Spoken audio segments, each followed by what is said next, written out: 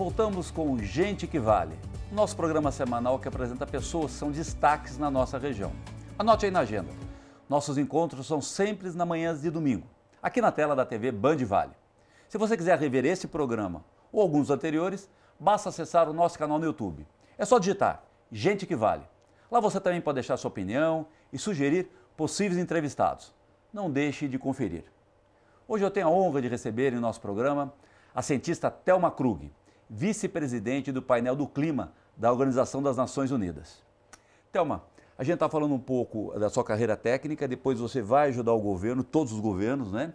Mas, paralelo a isso, você durante 15 anos trabalhou como uma negociadora internacional de como o mundo podia encarar esse novo desafio do clima. Como é que foi esse papel de técnica, cientista, personagem de governo e uma grande negociadora internacional?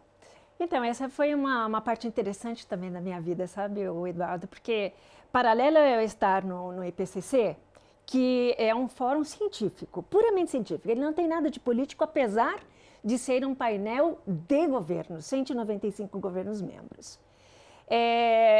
E, paralelo a isso, a negociação política, ela fica sob a Convenção Quadro das Nações Unidas sobre mudança do clima, né?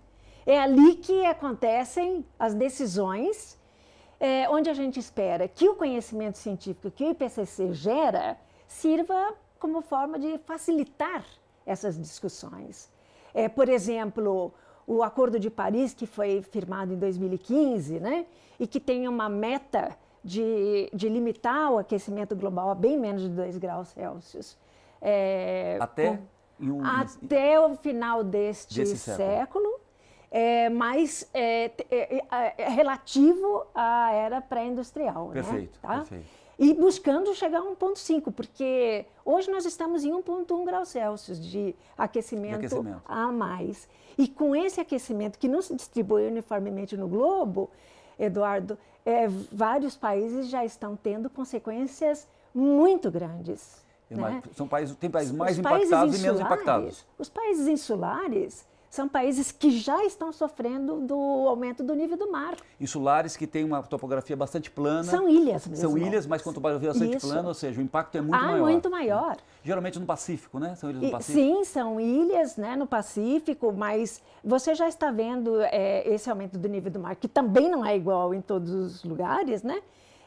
O Brasil poderá ser afetado dependendo do nível de aquecimento que a gente vai ter, principalmente aí no nosso litoral norte, Recife, por exemplo, é uma área indicada, né, nos relatórios do IPCC.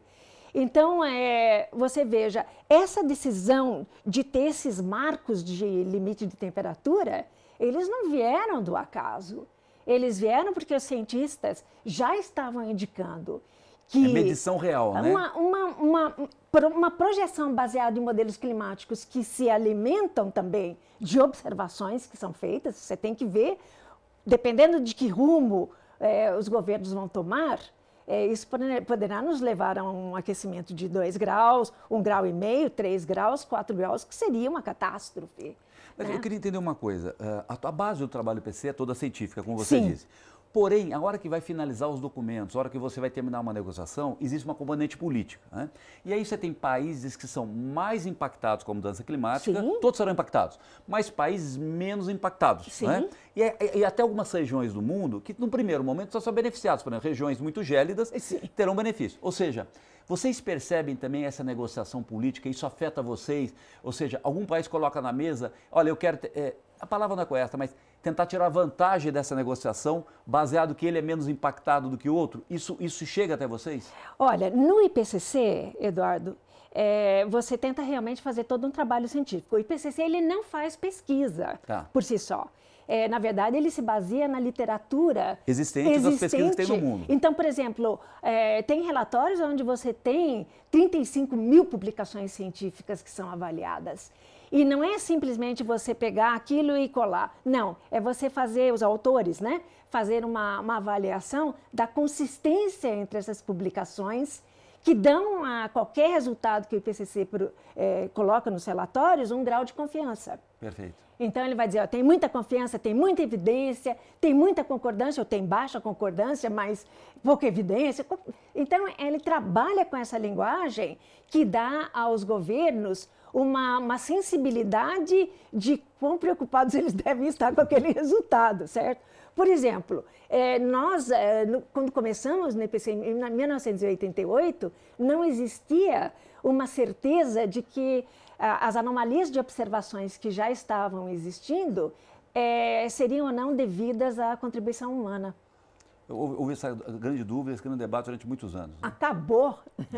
Hoje né? é um fato. O último relatório do IPCC foi categórico. Não tem como você ter as observações que você tem hoje, né? E principalmente a partir de 1950, onde você tem uma taxa de crescimento de emissões muito grande e com impactos que são bastante associados a isso. Eu lembro no começo desse debate, a grande visão era, logicamente, aqueles que negavam a interferência humana nisso, Sim. né? E hoje eles mesmos já começam as falas, não, nós reconhecemos que a interferência humana, o que eles divergem, logicamente, é o caminho a seguir, mas eles já assumem Sim, claro. que foi foi a interferência humana que fez com que Sim, as emissões tivessem chegado... E isso é uma coisa, né, Eduardo? Porque se você tem uma contribuição humana no problema, você também tem que ter uma solução na solução. Então, é isso. Quer dizer, os governos, eu te digo que, na verdade, existe sim, a maior parte dos governos que participam do IPCC são governos de países em desenvolvimento. E é claro que esses países tiveram a menor contribuição para o problema que a gente tem atual. Então, essa questão de repartição da responsabilidade é importante.